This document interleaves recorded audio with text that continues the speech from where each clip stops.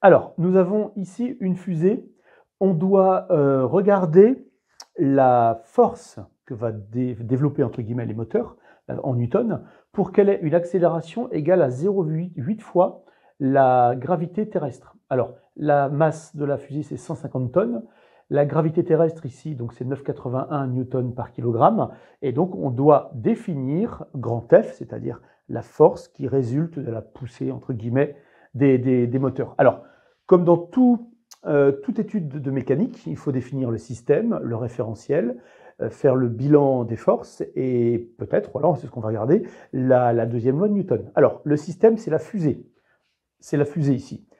Elle est dans le référentiel galiléen terrestre. Ensuite, elle est soumise à deux forces, donc je l'ai dit tout à l'heure, donc son propre poids, comme ceci, et la force F qui résulte, donc c'est la poussée, enfin qui résulte de l'action des moteurs, donc c'est la poussée qui va la faire donc évoluer vers le haut avec une certaine accélération.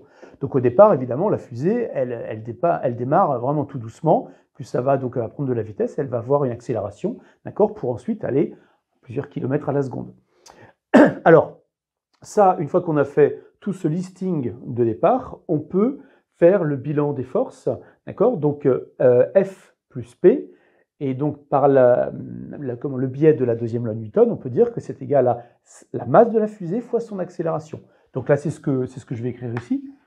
P plus F est égal à MA, comme ceci. Alors nous, ce qu'on cherche, voilà, c'est une norme d'accélération égale à 0,8 fois G indice T, comme ceci. Alors quand on va passer ensuite aux intensités, c'est-à-dire aux normes des vecteurs, donc on voit que le poids est vers le bas, d'accord. Donc au préalable, souvent c'est comme ceci, l'axe Z, entre guillemets, de l'altitude est dirigé vers le haut. Donc l'intensité est la norme de ce vecteur, donc mg, il faut lui mettre un moins devant, puisqu'il est dirigé vers le bas. Donc on va voir ça. Donc mg, d'accord, c'est l'intensité, c'est la norme du poids, donc avec un moins. Donc ça caractérise bien le fait que le vecteur P est vers le bas. Ensuite, F est vers le haut, donc ça va être notre inconnu, et est égal à MA, comme ceci. Une fois que l'on a noté ça, on va pouvoir isoler F. Alors, F est égal à MA plus MG, c'est-à-dire M facteur de A plus G, comme ceci. Alors, c'est GT, oui, il ne faut pas l'oublier. Alors, A, c'est celui-ci, d'accord. C'est 0,8 fois GT. Donc, je peux l'écrire ici. M, 0,8 fois G indice T plus G indice T, comme ceci. Donc, on arrive à F est égal à 1,8 M G indice T, comme ceci.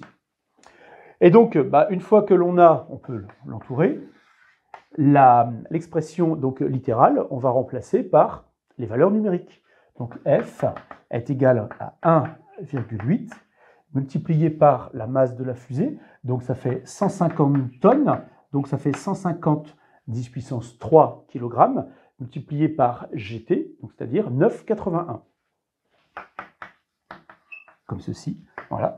Et on en déduit, donc une force en newton, d'accord, est égale à 2,65 10 puissance 6 newton. Donc voici ce qu'il fallait répondre pour la première question.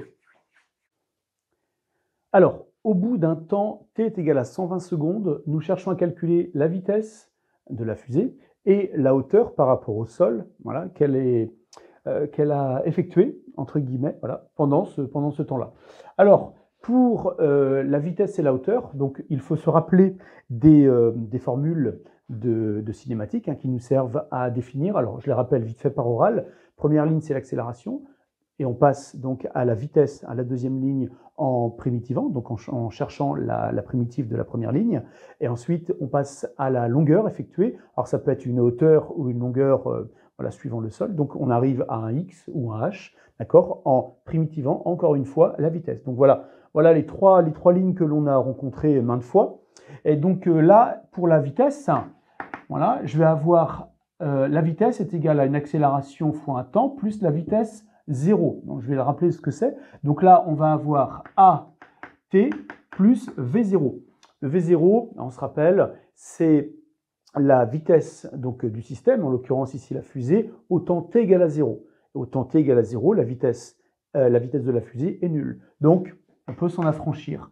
Donc ce qui donne l'accélération de A, c'était 0,8 fois GT, donc G indice T, on se rappelle c'était 9,81, multiplié par 120, comme ceci. Alors nous arrivons ici à une, je vais tout écrire comme ça, toute l'application numérique, ça fait 9,81 multiplié par 120.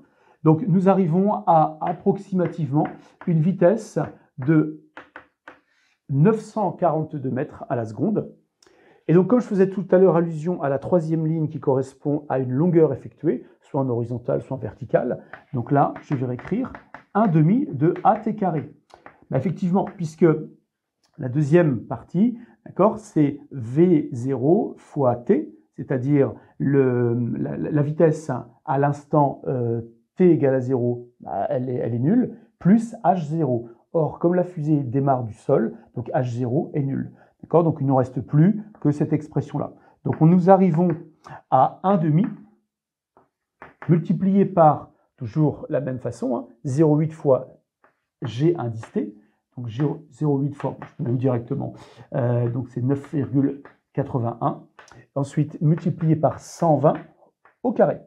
Alors, ce qui nous donne une altitude approximative de 56,5 km. Voilà.